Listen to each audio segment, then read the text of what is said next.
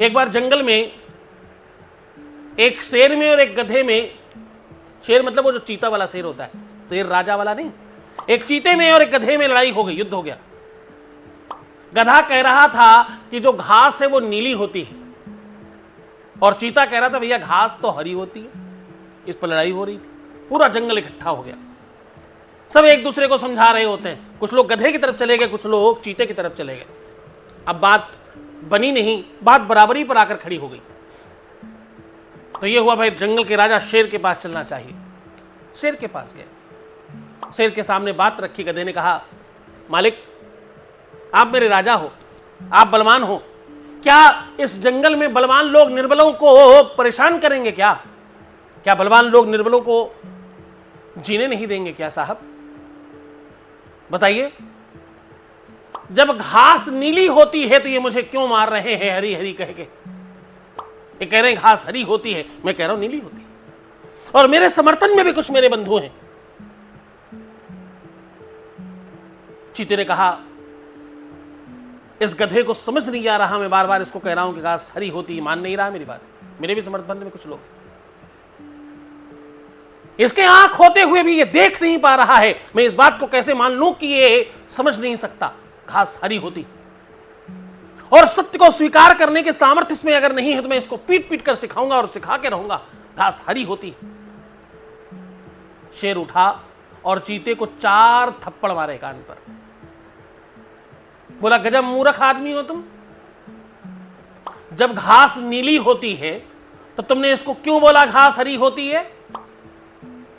इस लड़ाई में गधा जीत गया, गधे की विजय हुई और तुम हार गए। तुम साइड में बैठ जाओ। गधा ठीक कहता है, घास नीली होती। गधा जय जयकार करता हुआ चला गया, मैं जीत गया, राजा साहब की जय, राजा साहब के यहां सत्य की विजय होती है। राजा साहब इसीलिए तो राजा साहब है कि जंगल को वो समझते हैं, राजा साहब हम गरीबों को समझते हैं, उनकी जय जयकार हो।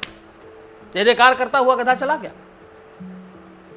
चीतों को लगा कि शेर सठिया गया है क्या, शेर का दिमाग खराब हो गया है क्या?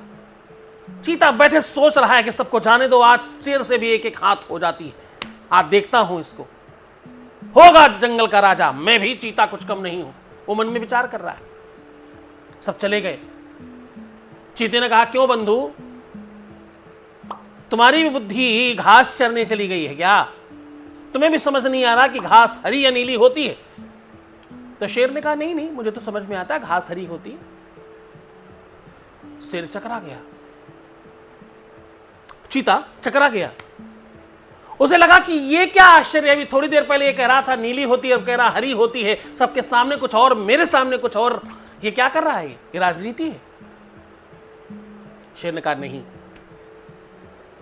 घास हरी ही होती है, लेकिन चीता महोदय आप ये बात ध्यान रखना, अगर उसको ये बात पता होती और वो पता करना चाहता, उसकी इच्छा होती ये बात मानने की या समझने की, उसके अंदर वो भावना होती कि मुझे सीखना है, तो वो गधा नहीं होता, वो भी चीता हो जाता।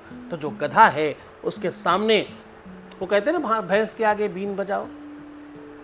संस्कृत में इसके लिए एक श्लोक है, बहुत प्रचलित है, बहुत लोग बोलते हैं इसको, कि बोले, मूर्ख हृदय न चेत जो गुरु मिले बिरंचि सम। मूर्ख के हृदय में चेतना नहीं आती, चाहे गुरु बिरंचि यानी ब्रह्मा जैसा क्यों ना आ जाए। तो कहने का आशय क्या था? कहने का आशय मात्र इतना कि हर व्यक्ति को जवाब देना भी बहुत बुद्धिमानी का काम नहीं है।